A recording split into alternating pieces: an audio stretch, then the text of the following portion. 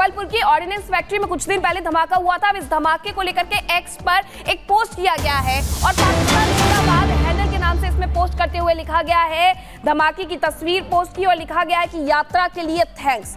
अब पुलिस इस पोस्ट का मतलब समझने की कोशिश कर रही है और ये पोस्ट अब सोशल मीडिया पर वायरल हो रहा है। आपको बता दें कि ऑर्डिनेंस फैक्ट्री में जो धमाका हुआ था उसमें 2 लोगों की मौत हो गई थी, जबकि 11 कर्मचारी इसमें घायल हो गए थे।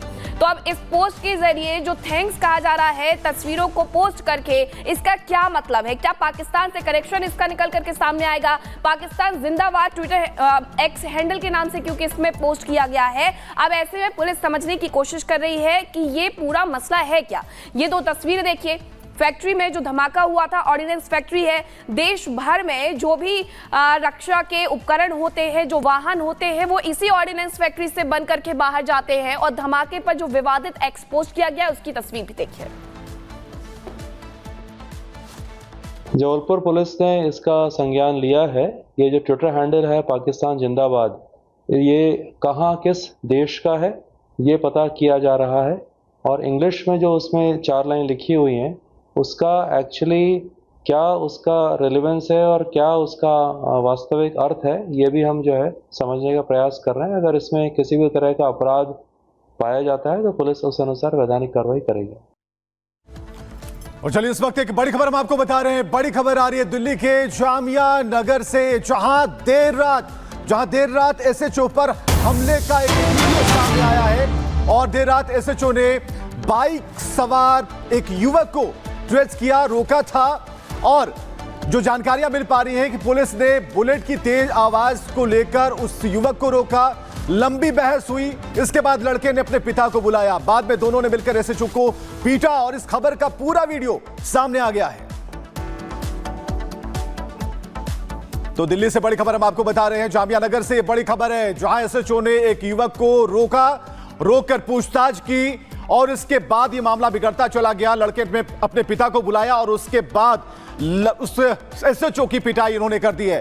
तो बड़ी खबर दिल्ली से, एसएचओ की पिटाई की गई और उसके बाद जो मामला है वो लगातार बढ़ते जा रहा है। आखिरकार ये लोग कौन थे जतेन जिन्होंने एसएचओ को पीट दिया? और पूरी जगह हम देख रहे हैं कि सिर्फ और सिर्फ भीड़ नजर आ रही है। क्या उन्हें घेरा भी गया था? आज बिल्कुल देखिए, जामिया के बाटला हाउस इलाके की ये पूरी घटना जो है वो बताई जा रही है। 26 तारीख की रात को जब एसएचओ और उनके साथ एक कांस्टेबल पेट्रोलिंग कर रहे थे, उसी दौरान उन्होंने एक बाइक को रोका। बुलेट वो बाइक थी, साइलेंसर में बहुत ज्यादा आवाज आ रही थी और उसी के चलते चालान जो है वो उस बुलेट बाइक का काटा गया। इसी बात से उस बुलेट बाइक पे मौजूद 24 साल के आसिफ गुस्से में आ गया। उसने अपने पिता को फोन किया, दोनों वहां पर पहुंचे और बाटला हाउस के पास जो भीड़ है वो इकट्ठी हो गई। भीड़ इस कदर इकट्ठी हो गई कि जो बीट पर एसएचओ और कांस्टेबल थे उनको घेर लिया गया। उस दोनों के साथ मारपिटाई जो की गई है। एसएचओ को बताया जा रहा है कि उसकी आंख के पे कई वार किए गए हैं, विजन की प्रॉब्लम है, अस्पताल में उन्हें भर्ती कराया गया है। हालांकि उसके बाद पुलिस बल मौके पर पहुंचा। उन दोनों ही बाप बेटे, जिसमें से एक 24 वर्षीय आरिफ है और पिता का जो नाम है वो जरीरुद्दीन के तौर पर जाना जा रहा है, इन दोनों की जो गिरफ्तारी इस पूरे मामले में कर ली गई है। लेकिन सवाल यही खड़ा हो रहा है कि आखिरकार त्योहारों के समय पे जब पेट्रोलिंग पुलिस कर रही थी, उसी दौरान एक बाइक को रोकना एसएचओ को भारी पड़ गया। इस कदर भारी पड़ा कि भीड़ ने मार पिटाई करना जो एक तरीके से शुरू कर दिया। और तस्वीरों में भी आप देखेंगे कि एसएचओ की गाड़ी वहां पर खड़ी हुई है, जो बुलेट बाइक है वो सड़क के एक बीच में खड़ी हुई है और उसके बाद जो भीड़ है वो कहीं ना कहीं एसएचओ के साथ मारपीट करती हुई नजर आ रही है। इस मामले में दिल्ली पुलिस का साफ तौर पर कहना है कि जिनकी बाइक थी और पिता ने को जो फोन करके बुलाया गया, इन दोनों की इस पूरे मामले में जो गिरफ्तारी है वो इसकी जांच लगातार जारी है। बहुत बहुत शुक्रिया बातचीत के लिए। अब इंतकाम की आग की हम बात करने वाले हैं।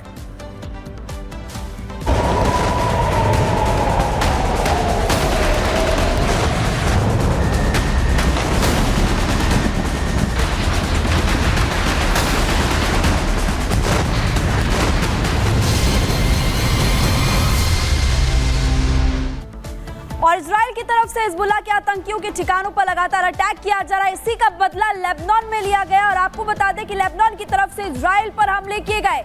जी हां, हिजबुल्लाह ने 90 से ज्यादा रॉकेट्स दागे हैं। बड़ी खबर इस वक्त हम आपको बता रहे हैं। और इजराइल की अलग अलग जगहों पर अटैक किए गए हिजबुल्लाह की तरफ से। हिजबुल्लाह के आतंकी भी पलटवार करते हुए इस वक्त नजर आ रहे हैं। और आपको बड़ी खबर फिलहाल हम बता रहे हैं, इजराइल की तरफ से जहां कई ठिकाने ध्वस्त किए गए, कई आतंकियों को मार गिराया गया लेबनान में, वहीं पर अब लेबनान की तरफ से भी पलटवार किया जा रहा है और अभी ये बड़ी खबर आपको बता रहे हैं कि 90 से ज्यादा रॉकेट्स जो है वो दागे गए हैं।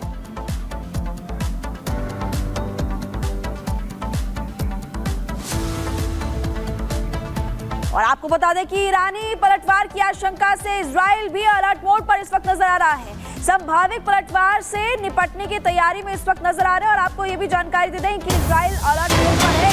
ये बड़ी खबर इस वक्त आपकी टीवी स्क्रीन पर है और इस वक्त इजराइल को ईरानी राष्ट्रपति मसूद पेजेश्कियान की भी चेतावनी है। इजराइल को हमले का करारा जवाब दिया जाएगा, ये मसूद पेजेश्कियान की तरफ से कहा गया। इजराइल की वजह से क्षेत्र में तनाव काफी ज्यादा बढ़ गया, हम बदला लेंगे। तनाव बढ़ाने में इजराइल की मदद यूएस कर रहा है। मसूद पेजेश्कियान की तरफ से जो टिप्पणी की गई है वो इस वक्त हम आपको बता रहे हैं। देखिए बड़ी खबर इस वक्त आपकी टीवी स्क्रीन पर और आपको ये भी बता दें कि एक तरफ इजराइल जहां लेबनान से, हमास से, यमन से, इसके अलावा ईरान से पर भी लगातार अटैक कर रहा है। कई मोर्चों पर इजराइल लड़ रहा है, लेकिन हो सकता है कि अब आने वाले समय में इजराइल की मुश्किलें बढ़े, क्योंकि सभी आप एक तरफ देखिए लेबनान में भी 90 जो रॉकेट्स है वो इजराइल पर दागे और अब मसूद पेजेश्कियान की तरफ से भी कहा गया है कि जो ईरान में अशांति पैदा हुई है उसका बदला लिया जाएगा। ईरान लगातार अब हमले की तैयारी कर रहा है। इजराइल इस बात को देखने की कोशिश कर रहा है कि जो उनका डिफेंस सिस्टम है आखिर ईरान उसे पार कैसे कर गया। एक छोटी सी हम आपको रिपोर्ट दिखाते हैं, इसमें सब कुछ साफ हो जाएगा कि ईरान के मंसूबे क्या हैं और इजराइल सोच क्या रहा है।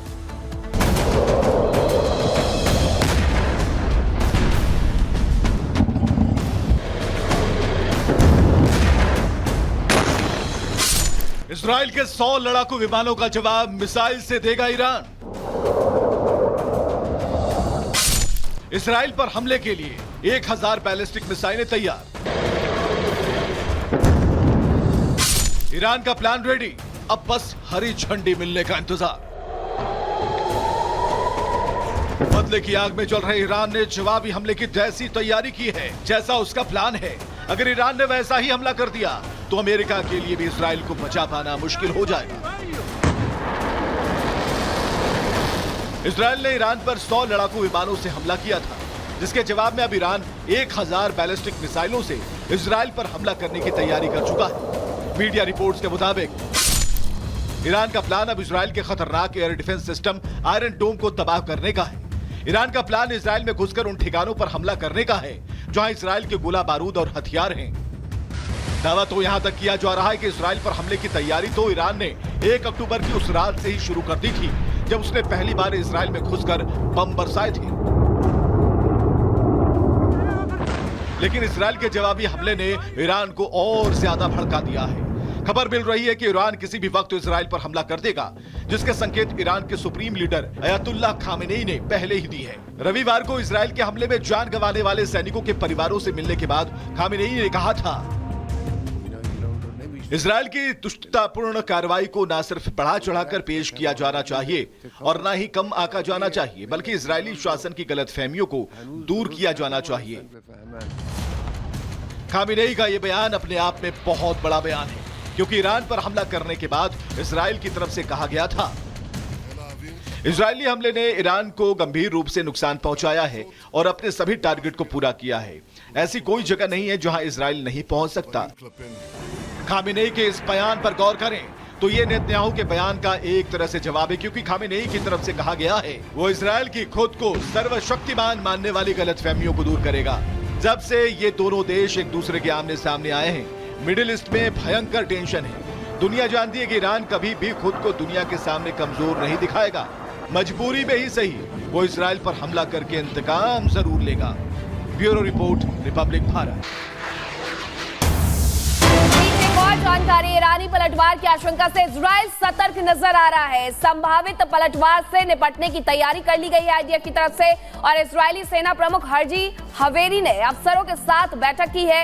हर तरह के हालात से निपटने के लिए तैयार है, ये आईडीएफ की तरफ से बयान भी जारी किया गया है, क्योंकि 1000 मिसाइलों से अटैक हो सकता है, ये बताया गया है। ये इजराइल पर कभी भी हो सकता है और यही वजह है कि ईरानी पलटवार की आशंका के बीच इजराइल ने भी अपनी सतर्कता बढ़ा दी है। दूसरी तरफ अगर हम बात करें ईरान की, तो ईरान की तरफ से ये साफ कहा गया था कि अब इजराइल के नागरिकों को बंकर में रहना सीख लेना चाहिए। तो ये बड़ी जानकारी आपको दे रहे हैं कि इजरायली सेना के प्रमुखों ने अफसरों के साथ मीटिंग की है। इसी बीच एक और बड़ा अपडेट आपको बता देते हैं, जहां इजरायली हमले पर सूत्रों से बड़ी खबर आ रही है। ईरान के सभी एयर डिफेंस सिस्टम तबाह हो गए हैं, ये कुछ कहते हैं। हमले के बाद बर्बाद हुए हैं एयर डिफेंस सिस्टम। ये बेहद बड़ी जानकारी है कि अगर एयर डिफेंस सिस्टम को तबाह कर दिया गया है तो आने वाले वक्त में अब कैसे अपने आप को सुरक्षित ईरान रख पाएगा, क्योंकि इजराइल के द्वारा एक बड़ा अटैक किया गया था और इस बड़े अटैक के बाद कहीं ना कहीं इजराइल ने ईरान को एक बड़ा नुकसान पहुंचाया। अब ऐसे में ये दावा सूत्र कर रहे हैं कि ईरान के जितने भी एयर डिफेंस सिस्टम थे उन्हें तबाह कर दिया गया है और ये हमले के बाद बर्बाद हुए एयर डिफेंस सिस्टम, जिसके बाद अब ये माना जा रहा है कि अगर ईरान पहुंचाएगा नुकसान इजराइल को तो वो भी बड़ा होगा।